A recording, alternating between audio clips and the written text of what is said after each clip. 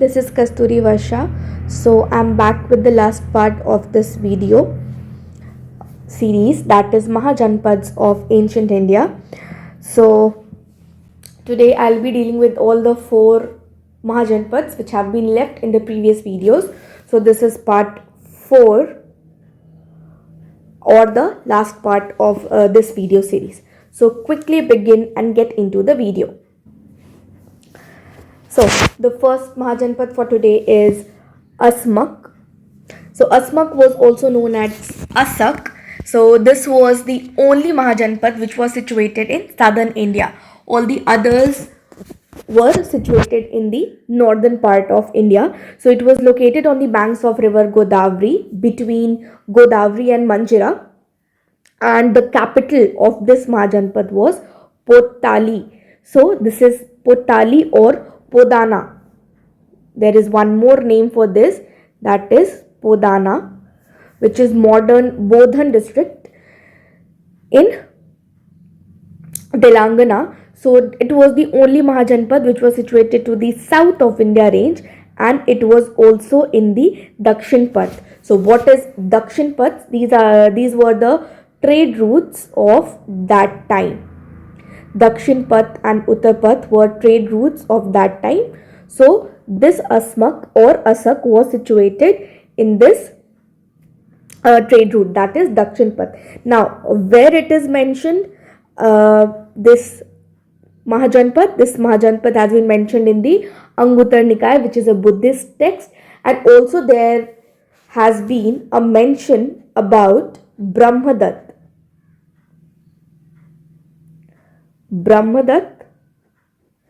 who used to rule over Asak. Brahmadatta जो हैं वो रूलर थे इस असक महाजनपद के, जो गोदावरी नदी के किनारे अवस्थित थी और जिसका कैपिटल था पोताली या पोदाना, दैट इज मॉडर्न बोधन.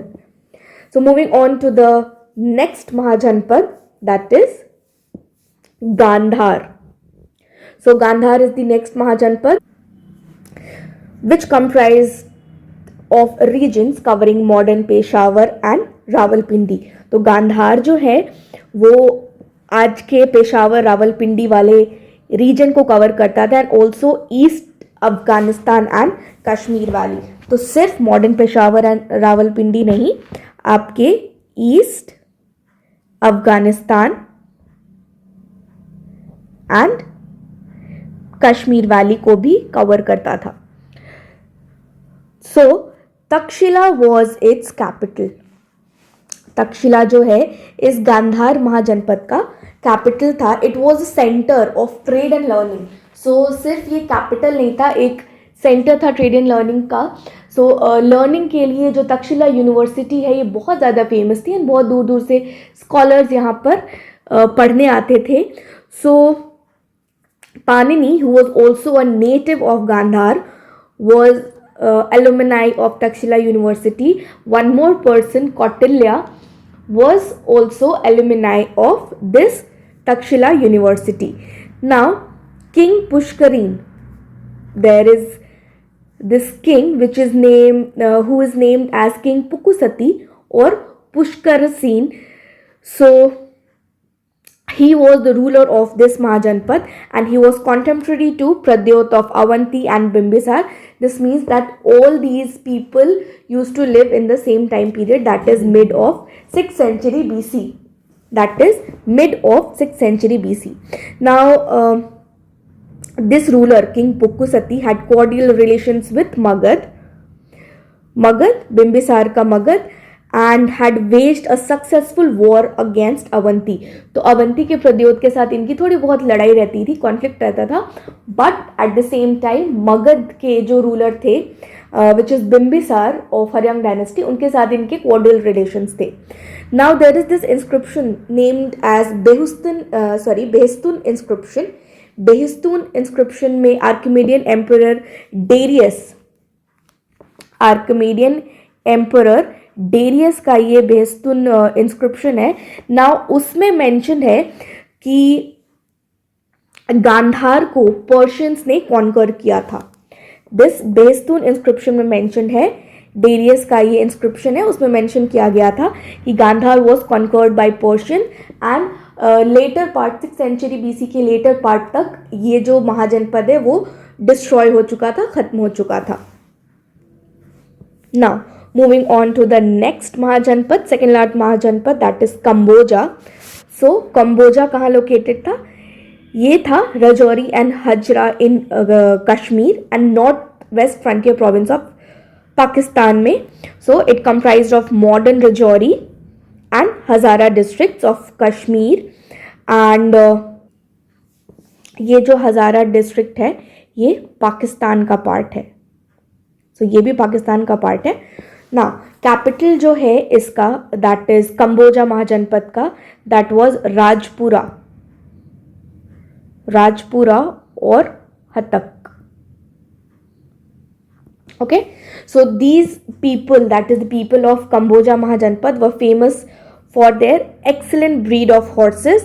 यहाँ के जो लोग थे वो वो रिमार्केबल हॉर्समैन थे, दैट इज घुड़सवार थे. और ये जो रीजन है ये उत्तर पथ, that is again trade route जो मैंने अभी बताया था, उत्तर पथ में सिचुएटेड था ना. अर्थशास्त्र में मेंशनड है इन कंबोजा के लोग के लिए. सो द अर्थशास्त्र कॉल देम वर्त शस्त्रोपजीवन संघ. दैट इज, इसका मतलब होता है कि ये कॉन्फेडरेशन था, ये ग्रुप ऑफ पीपल था of agriculturist, herdman, trader and warriors. So ये ग्रुप ऑफ पीपल था खेती करने वालों का, ट्रेडर्स का और वॉरियर्स का, योद्धाओं का. सो इसके बाद हमारा आता है Magadha mahajanapada. Now next or the last Mahajanpad is the Magad Mahajanpad. So there were two capitals of this Mahajanpad. The old capital was Girivraj or Rajgir or Rajgriha. So it was also known as Rajgriha. And the second capital was Patliputra, which was founded by, can anyone name the ruler who had named or founded the city of Patliputra? It was Uddain. He belonged to the Haryang dynasty. Now, this Magad Mahajanpad was bounded by river Ganga in the north, river Champ in the east, Vindhya range in the south, and river Son in the west. So, these were the geographical boundaries of the Magad Mahajanpad, and this correlates to the modern region of Patna and Gaya and parts of Shahabad, which is the Kaimur Rohtas districts of Bihar. So it coincides with this geographical region, and most of the Mahajanpads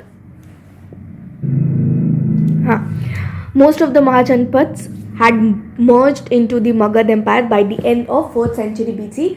क्यों हुआ था ऐसा? क्योंकि हमने देखा है कि महाजनपद्स में ये जो टेरिटरीज थे इनमें हमेशा कॉन्फ्लिक्ट चलता रहता था. हमने जब भी डिस्कस किया था तो देखा था कि किस तरह से धीरे धीरे ये जो महाजनपद थे इनको एक दूसरे के बीच में के जो कॉन्फ्लिक्ट्स थे वो ख़त्म कर देते थे. दैट इज़ वो एक दूसरे में मर्ज हो जाते थे और उनका अस्तित्व, दैट इज़ एक महाजनपद का अस्तित्व पूरी तरह से ख़त्म हो जाता था. या फिर किसी फॉरेन इन्वेजन की वजह से, जैसे कि हमने गांधार का एग्जाम्पल देखा था कि उसे पर्शियंस ने आके तबाह कर दिया था, नष्ट कर दिया था.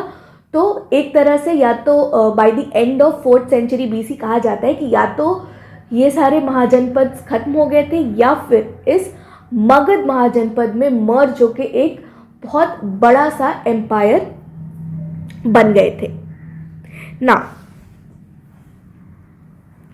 Now, great Indian empires, including the famous, great Indian empires, including the famous Maurya dynasties, originated in Magad. तो बहुत सारे डायनेस्टीज जो नोन डायनेस्टीज हैं वो इसी भूमि, दैट इज इसी महाजनपद में, मगध के महाजनपद में पाए जाते हैं. Most famous is this Maurya dynasty of Chandragupta Maurya, जो कि बहुत ही काबिल और ग्रेट किंग के रूप में सामने आए थे. एंड गौतम बुद्ध की भूमि है ये महाजनपद, क्योंकि गौतम बुद्ध ने अपना बहुत सारा समय राजगीर में बिताया था।